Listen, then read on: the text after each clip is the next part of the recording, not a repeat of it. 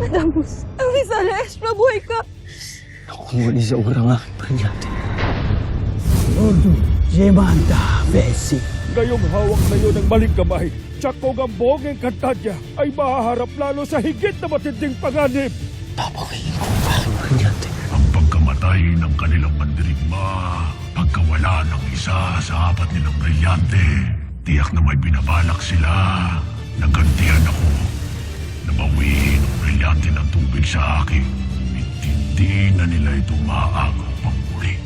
Mga sangre, ihanda ninyo ang inyong sarili. Lalaban tayo hanggang kamatayan. Talagang maaasahan ng aking alagang nambala. Sige, mga sangre, harapin ninyo ako upang matikman ninyo ulit ang inyong susunod na pagkabigo. Di akong ginagamitan tayo ng kapangyarihan ni Gargan. Kung kaya't hindi natin matunto ng kanyang kinaroroonan.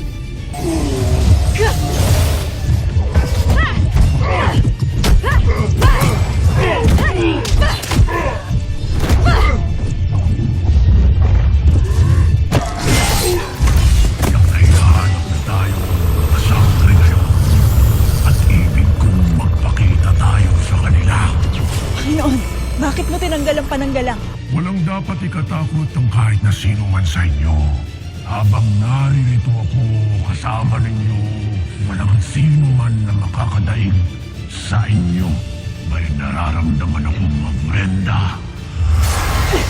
Sumama ka sa akin. Kasupaya, Tada Krishna!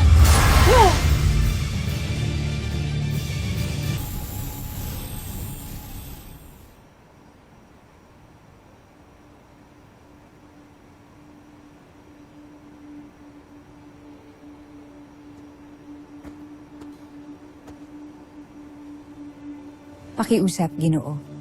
Huwag mo munang gambalain ang ating hara. Umalis ka na muna. Hayaan mo siya, Dama.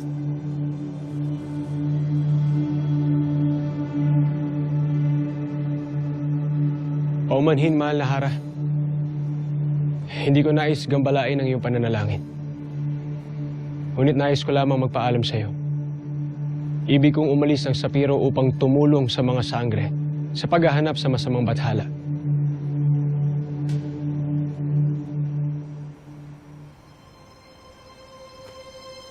At ano naman ang iyong magagawa doon? Di wala kang kapangyarihan o kakayahan sa Mahika upang tapatan ng isang makapangyarihang bathala. Ngunit ibig kong tumulong sa iyo, mahal na Hara. Maging isang lingkod mong nakapaki-pakinabang at tunay na maipagmamalaki mo. Itaanhin ko naman ang isang lingkod na matapang natatapat sa bathala, ngunit uuwi naman bilang isang bangkay.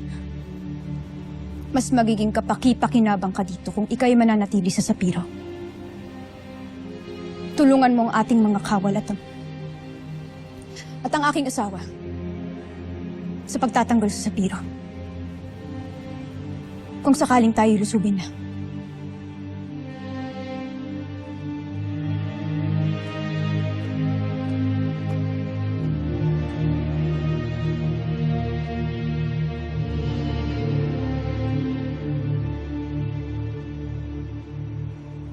Nais ko lamang makatulong sa mahal na Hara.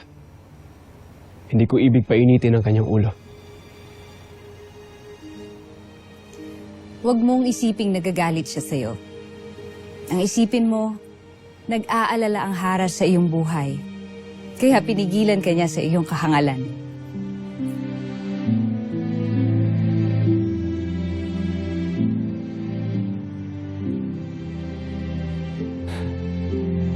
Sana nga ay nag-aalala ang mahal na Hara sa aking buhay.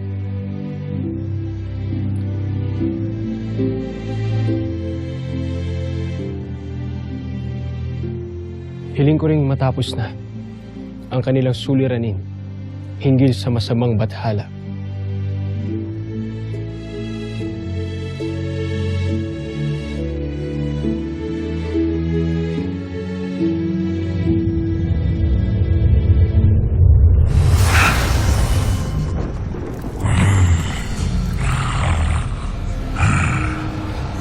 Sa akala mo ba, Kasupaya, ay natatarig mo ako? Hindi ba't nagkaharap na tayo dati at ikaw ay natuwag sa aking kapangyarihan? Wala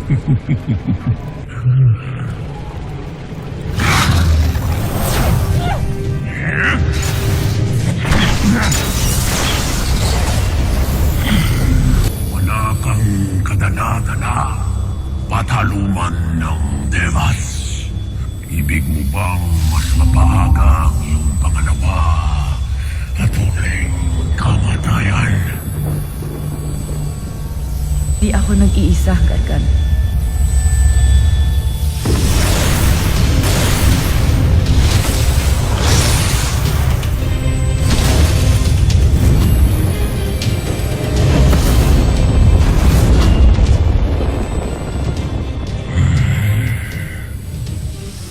Magkakasundo ang mga batala mula sa Devas at Galundeva laban sa inyong kasamaan. Anak Krishna, saan kaya dinala ng Pasneya mong kapatid ang ating bathala? Kapag may nangyaring masama sa ating bathala, kayo ng Kasyupeya na yun ang malalagot sa amin. Taksil.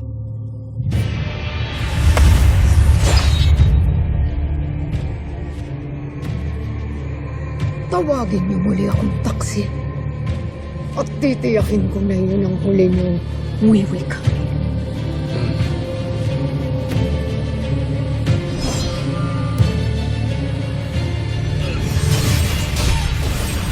Pasneya, nilulusog tayo!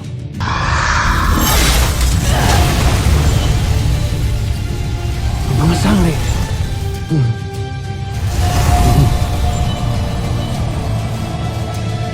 Bumaliktad ka na naman, Mitena!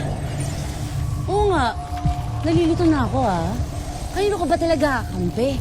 Ano to, nagpapanggap ka lang ba ulit? Obviously, sa amin na siya.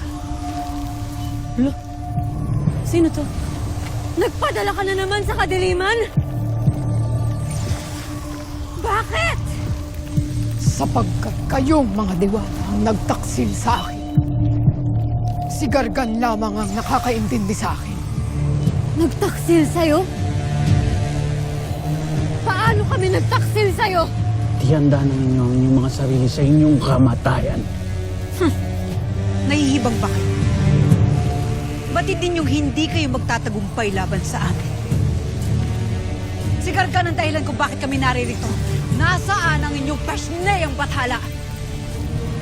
Wala siya rito. Ngunit kami pala ay sapat na upang kayo'y talunin.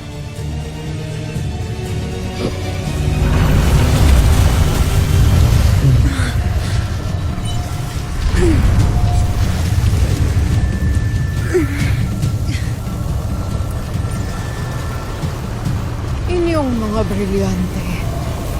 Laban sa amin ang mga brilyante. Tignan natin kung sino ang magtatagumpay. Mga makakapangyarihang itim na brilyante ng Bathalang Gargan. Ang uubos sa inyong lakas. Huwag kayong magpataig sa inyong nararamdaman, mga sangre! Tayo ay mga sangre! Lalaban tayo hanggang sa huli! Agto!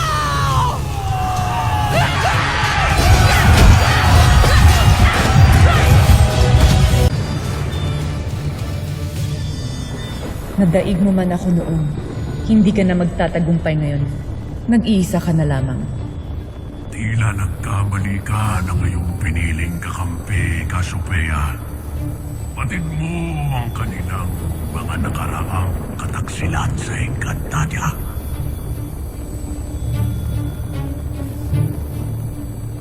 Kung papanig kayo sa akin, ay isa sa katuparan ko ang lahat ng inyong mga kagustuhan.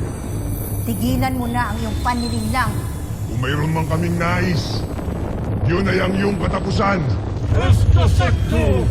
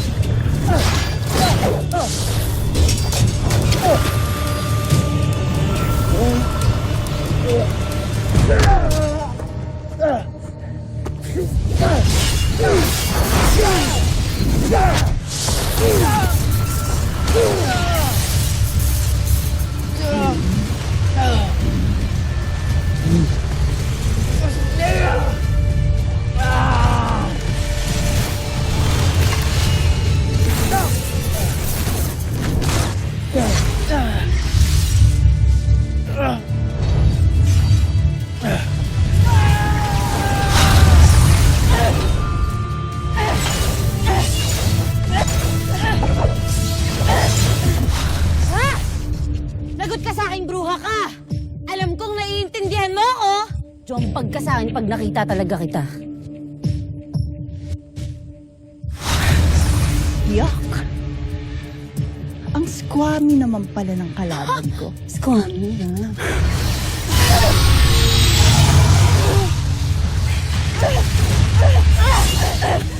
Squammy mo mukha mo. Ano? Sino squammy ngayon?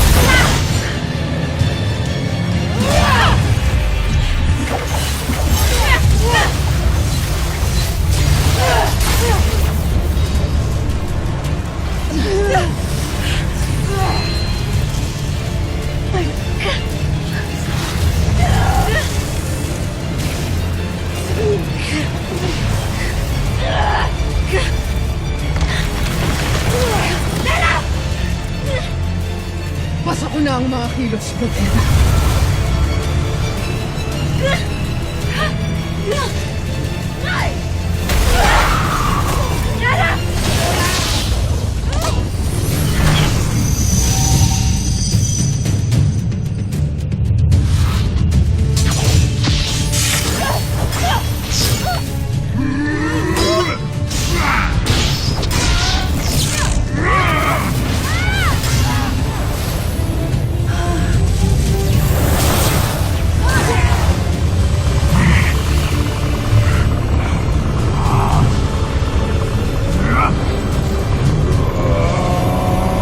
Nasabay mo na ang iyong pagkabigo, Gargan!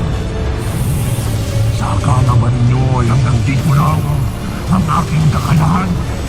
Oo, sukat na namin ang iyong lakas. Tingnan natin. Sinasabi ko ang lahat ng brilyante na aking pinapasakupad. Ang brilyante ng tubig! Ngayon ay masusubukan ko lang pinagsamang lakas ng dalawang brilyante.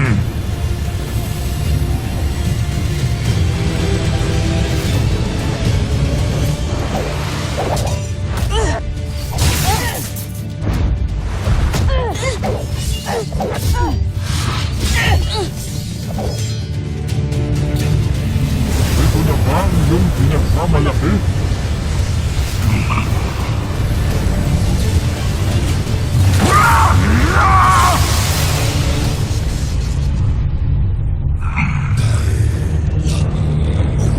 Ngayon sabihin sa akin na kaya mo akong daigin.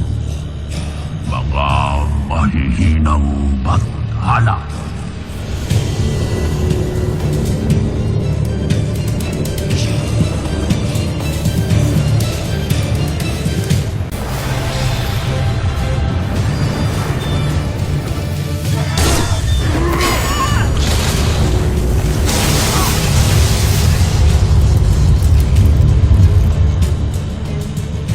Hindi ko kayo titigilan hanggat hindi kayo napapaslang. Kaya't ramdamin ninyo mataluman pakinggan ng mga ipre ng inyong huling hininga bago kayo maalam dito sa mundo ng mga espiritu.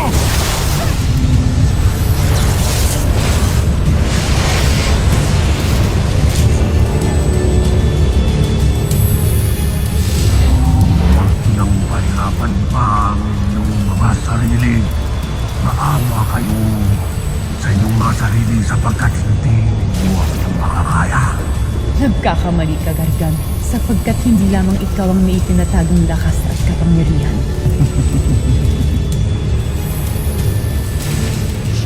At nais mong paniwalaan kita, Kasupayan. At ano namang mahinang kapangyarihan ang maitatapon sa akin.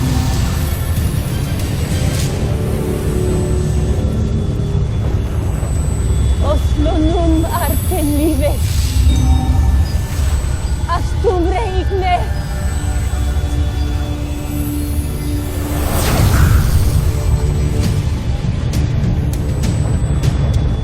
Ano ang iyong ginawa, Bataluman? Bakit papalapit sa atin ng 2 buwan ng Encantadia? Ihanda mo ang iyong sarili, Gargan. Dahil hindi lamang kami ang iyong makakalaban.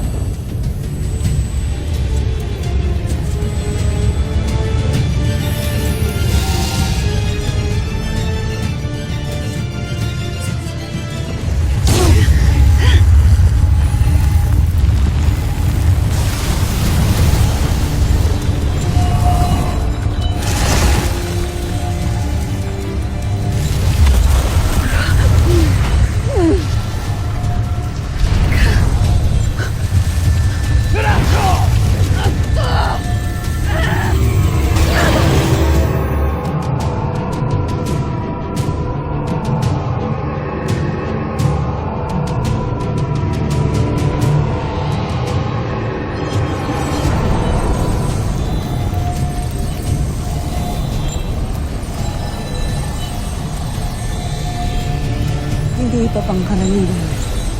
May lakas na gumugulo sa balanse ng kalamidad. Simitana!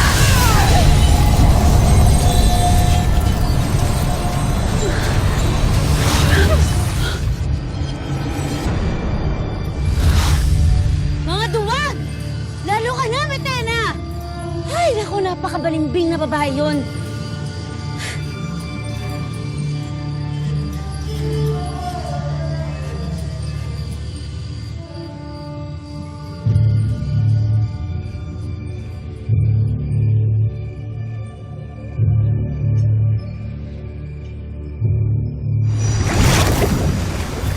Adamus, kailangan ka ng iyong brilyante. Halika, Adamus!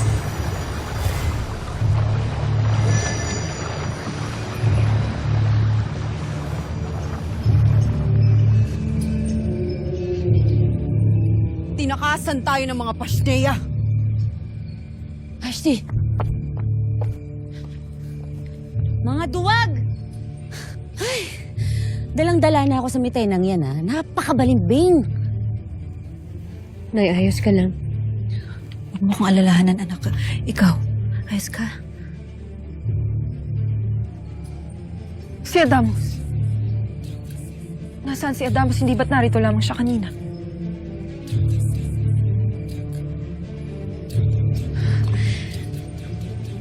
Batid kung kaya niya ang kanyang sarili. Magtungo na tayo ngayon din sa Lereo. Tama. Tara na sa Lereo. Tanungin natin si Lolo Imaw kung bakit naglaho yung kambal na buwan.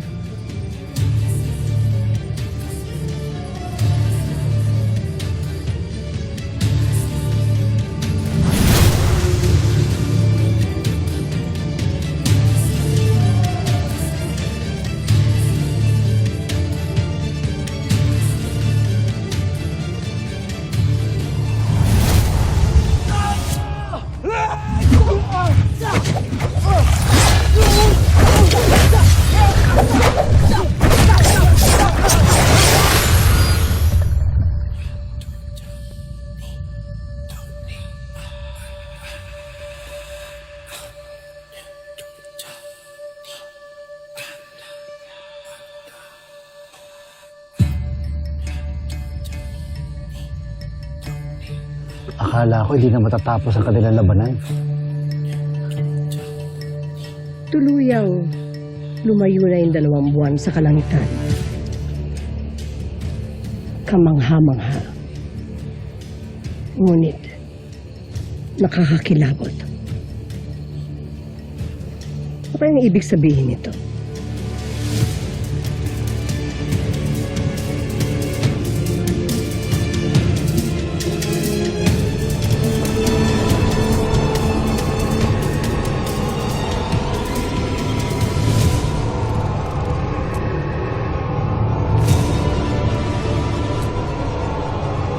Dito, Nay.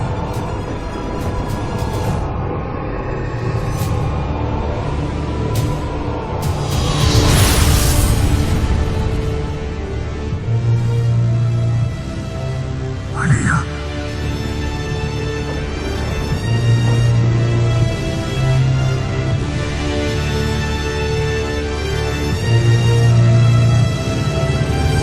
Nasaksiyan ko rin ang paglayo ng 2 buwan sa Kalangitan kanina. Tiyak kung maaaring kagagawa nito ni Batalumang Halia. Ito ba'y maganda o masamang senyalis, Nunong Ina? Makakalimutan mo ba si Halia Gargan? Ang unang Bathaluman na hindi natakot sa iyong kapangyarihan.